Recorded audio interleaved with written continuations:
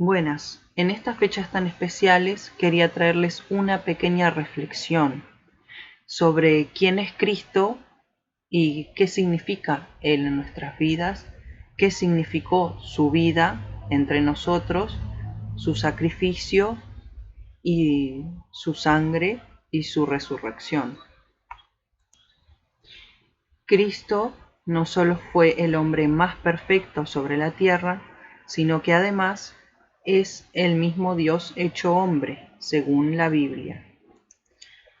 Una de las enseñanzas de los pasajes que más nos dejan sobre la fortaleza de Cristo es esta de la historia de sus 40 días en el desierto, cuando después del ayuno al fin sintió hambre. Puesto en su momento de mayor debilidad, vino el diablo para tentarle, y él lo rechazó. El diablo le dijo: si eres hijo de Dios, di a esta piedra que se convierta en pan. Jesús respondiendo le dijo: escrito está, no solo de pan vivirá el hombre, sino de toda palabra de Dios. Este versículo nos remite a Deuteronomio 8:3, donde podemos leer: y te afligió y te hizo tener hambre y te sustentó con maná, comida que no conocías tú ni tus padres la habían conocido, para hacerte saber que no solo de pan vivirá el hombre, mas de todo lo que sale de la boca de Jehová vivirá el hombre. El diablo no solo quería probar a Jesús, sino que además quería probarse a sí mismo si él verdaderamente era o no el Hijo de Dios. Para esta empresa demostró tener mucho dominio sobre las escrituras, mucho conocimiento, puesto la citó. A continuación dice: y le llevó el diablo a un alto monte y le mostró en un momento todos los reinos de la tierra y le dijo: a ti te daré toda esta potestad y la gloria de ellos, porque a mí me ha sido entregada y a quien quiera la doy. Si tú postrado me adorares, todos serán tuyos. Respondiendo Jesús le dijo: vete de mí, Satanás, porque escrito está: el Señor tu Dios adorarás y a él solo servirás. Es decir, el adversario conoce las reglas de Dios.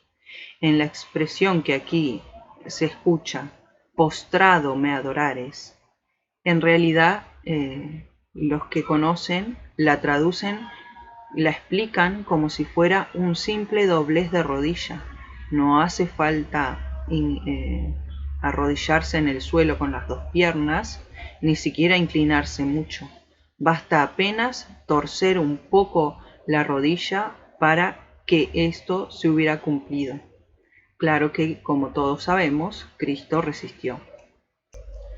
Aparte que el primer mandamiento dice claramente: escucha, Israel, Dios uno es. Continúa: y le llevó a Jerusalén y le puso sobre el pináculo del templo y le dijo: si eres hijo de Dios, échate de aquí abajo, porque escrito está: a sus ángeles mandará cerca de ti a que te guarden, en las manos te sostendrán para que no tropieces con tu pie en piedra. Esto lo cita según el Salmo 91, 11 al 12. Para muchos no es ninguna novedad que el adversario cite las escrituras. Él se las sabe de memoria. Ni siquiera hace falta que las tenga enfrente como yo ahora. A la cita del Salmo 91, Jesús le responde: dicho está, no tentarás al Señor tu Dios, en Deuteronomio 6:16. Y cuando el diablo hubo acabado toda tentación, se apartó de él por un tiempo. Aquí Jesús vuelve victorioso y comienza su ministerio y ya se esparce su fama. Jesús no vino a condenarnos, sino a salvarnos. Y los que son de Él tienen una lucha que no es contra carne y sangre, sino contra principados y potestades.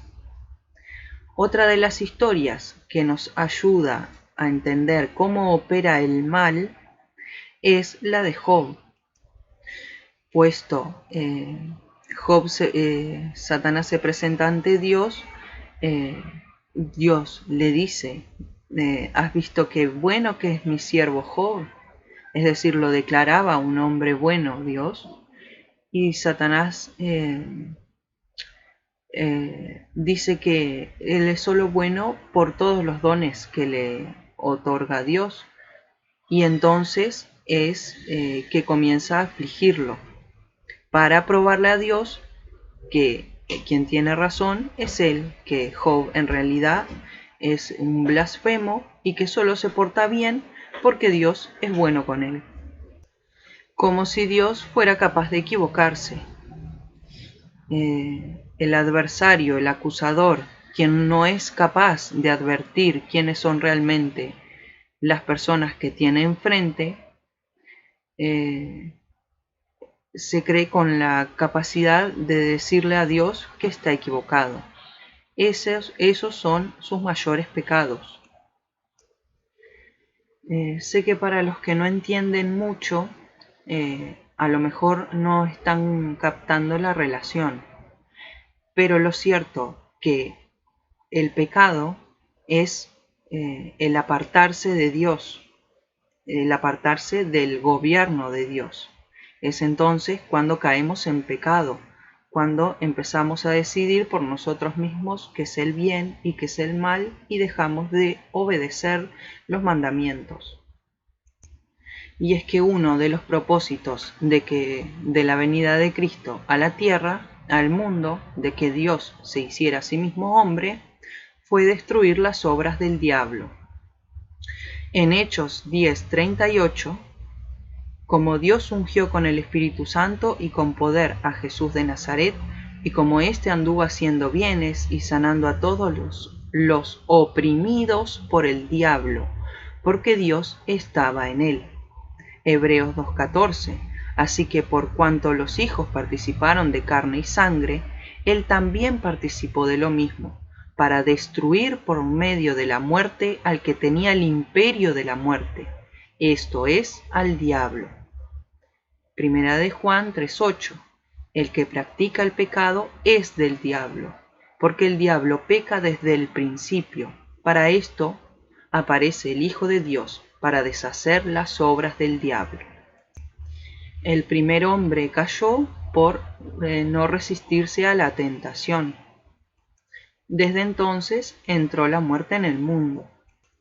Como nosotros estábamos perdidos en el pecado, Jesús también vino a entregar su vida por nosotros. Él dio su vida en rescate por la nuestra, para poder reconciliarnos con Dios. Esto lo vemos en Mateo 20:28, como el Hijo del Hombre no vino para ser servido, sino para servir y para dar su vida en rescate por muchos. En Juan 6:51, yo soy el pan vivo que descendió del cielo. Si alguno comiere de este pan, vivirá para siempre. Y el pan que yo daré es mi carne, la cual yo daré por la vida del mundo, dice el Señor. En Juan 10:11, yo soy el buen pastor su vida da por las ovejas. En 15:13, nadie tiene mayor amor que este, que uno ponga su vida por sus amigos. Romanos 5:6, porque Cristo, cuando aún éramos débiles, a su tiempo murió por los impíos. Él no solo nos reconcilia con Dios, sino que además nos brinda la vida eterna. En Lucas 19:10, porque el Hijo del Hombre vino a buscar y a salvar lo que se había perdido. Juan 1:29, el siguiente día vio Juan a Jesús que venía a él y dijo, he aquí el Cordero de Dios que quita el pecado del mundo. Juan 3:16, porque de tal manera amó Dios al mundo que ha dado a su Hijo unigénito para que todo aquel que en él cree no se pierda, mas tenga vida eterna. Timoteo 1:15. Palabra fiel y digna de ser recibida por todos, que Cristo Jesús vino al mundo para salvar a los pecadores, de los cuales yo soy el primero. En Juan 1:11, además, a lo suyo vino, pero los suyos no lo recibieron. Mas a todos los que lo recibieron, a quienes creen en su nombre, les dio potestad de ser hechos hijos de Dios. Y no según la carne y la sangre, sino según el Espíritu, ahora somos hechos a imagen y semejanza, hijos suyos, al recibir el sacrificio de Cristo, al recibir su sangre, al bautizarnos, al recibirlo en nuestro corazón, porque Él hace nuevas todas las cosas, y nueva criatura somos. En Él encontramos la fortaleza para despojarnos del viejo hombre y revestirnos del nuevo. Pero además en Colosenses 3 encontramos un mensaje muy importante que los cristianos tenemos que tener en cuenta, que este nuevo hombre, esta nueva criatura que somos en Cristo, se va renovando hasta el conocimiento pleno, donde no hay griego ni judío, circunciso ni incircunciso, bárbaro ni extranjero, esclavo ni libre, sino que Cristo es el todo y en todos. Por esto, continúa, tenemos que vestirnos como escogidos de Dios, santos y amados, de entrañable misericordia, de bondad, de humildad, de mansedumbre y de paciencia. Además, enseñarnos y exhortarnos unos a otros con toda sabiduría, y cantar con gracia en nuestros corazones al Señor con salmos, himnos y cánticos espirituales. En este punto especial quiero pedirles que oremos a Cristo para que interceda por nosotros, para que todas estas cosas sean cumplidas, puesto que sin su fortaleza nosotros no somos capaces. Oh Jehová, Señor nuestro, cuán glorioso es tu nombre en toda la tierra. Has puesto tu gloria sobre los cielos. De la boca de los niños y de los que maman fundaste la fortaleza, a causa de tus enemigos, para hacer callar al enemigo y al vengativo. Cuando veo tus cielos, obra de tus dedos, la luna y las estrellas que tú formaste, digo, ¿qué es el hombre para que tengas de él memoria, y el Hijo del hombre para que lo visites? Le has hecho poco menor que los ángeles, y lo coronaste de gloria y de honra. Le hiciste señorear sobre las obras de tus manos, todo lo pusiste debajo de sus pies, ovejas y bueyes, todo ello, y asimismo las bestias del campo, las aves de los cielos y los peces del mar, todo cuanto pasa por los senderos del mar. Oh Jehová, Señor nuestro, cuán grande es tu nombre en toda la tierra. El Salmo 8, que se titula La gloria de Dios y la honra del hombre. Somos entera creación suya. Y en Efesios 2:10 dice, porque somos hechura suya, creados en Cristo Jesús para buenas obras, las cuales Dios preparó de antemano para que anduviésemos en ellas. ¿Cuáles son esas buenas obras? La misericordia, el amor, el perdón, la paciencia, la mansedumbre, la honestidad. Porque esto es bueno y agradable delante de Dios nuestro Salvador, el cual quiere que todos los hombres sean salvos, y vengan al conocimiento de la verdad. Primera de Timoteo. Hebreos 10:4. Pues mediante esa única ofrenda Él perfeccionó para siempre a los que está haciendo santos. El Espíritu Santo también da testimonio de que es verdad, pues dice, este es el nuevo pacto que haré con mi pueblo en aquel día, dice el Señor. Pondré mis leyes en su corazón y las escribiré en su mente. Después dice, nunca más me acordaré de sus pecados y de sus transgresiones, y cuando los pecados han sido perdonados, ya no hace falta ofrecer más sacrificio. Por eso ya no vamos al templo a sacrificar, puesto el velo fue rasgado. Dios abandonó aquel lugar el día que Jesús fue crucificado. En Romanos 12 también encontramos sabiduría para saber cuáles son las buenas obras, indicaciones, instrucciones de cómo debemos comportarnos y obrar para ser agradables a Cristo y para ser mínimamente agradecidos con su sacrificio. Bendecid a los que os persiguen, bendecid y no maldigáis, gozaos con los que se gozan, llorad con los que lloran, unánimes entre vosotros, no altivos, sino asociándoos con los humildes. No seáis sabios en vuestra propia opinión, no paguéis a nadie mal por mal, procurad lo bueno delante de todos los hombres. Si es posible, en cuanto dependa de vosotros, estad en paz con todos los hombres. No os venguéis vosotros mismos, amados míos, sino dejad lugar a la ira de Dios, porque escrito está, mía es la venganza, yo pagaré, dice el Señor. Así que, si tu enemigo tuviere hambre, dale de comer, si tuviere sed, dale de beber, pues haciendo esto, ascuas de fuego amontonará sobre su cabeza. No seas vencido de lo malo, sino vence con el bien el mal. Está en nosotros tomar estas enseñanzas y ponerlas en práctica en nuestra vida. Ahora bien, dice en Corintios 1:12, hay diversidad de dones, pero el Espíritu es el mismo. Y hay diversidad de ministerios, pero el Señor es el mismo. Y hay diversidad de actividades, pero Dios, que hace todas las cosas en todos, es el mismo. Pero a cada uno le es dada la manifestación del Espíritu para el bien de todos. A unos es dada por el Espíritu palabra de sabiduría, a otros palabra de conocimiento según el mismo Espíritu, a otro fe por el mismo Espíritu, y a otro dones de sanidades por el mismo Espíritu, a otro el hacer milagros, a otro profecía, a otro discernimiento de espíritus, a otro diversos géneros de lenguas y a otro interpretación de lenguas.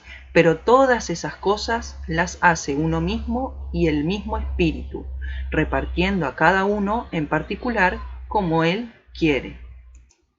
Es curioso que aquí la fe se presente entre tantos otros dones que el Espíritu puede dar, como si no fuera el único y como pudiéramos bien recibirlo entre los dones o no. Creo que uno de los más importantes es un llamado a permanecer firmes, no un llamado a esperar que nos hagan firmes, sino a nosotros mismos reafirmarnos. Hebreos 10:19. Así que, amados hermanos, podemos entrar con valentía en el lugar santísimo del cielo por causa de la sangre de Jesús.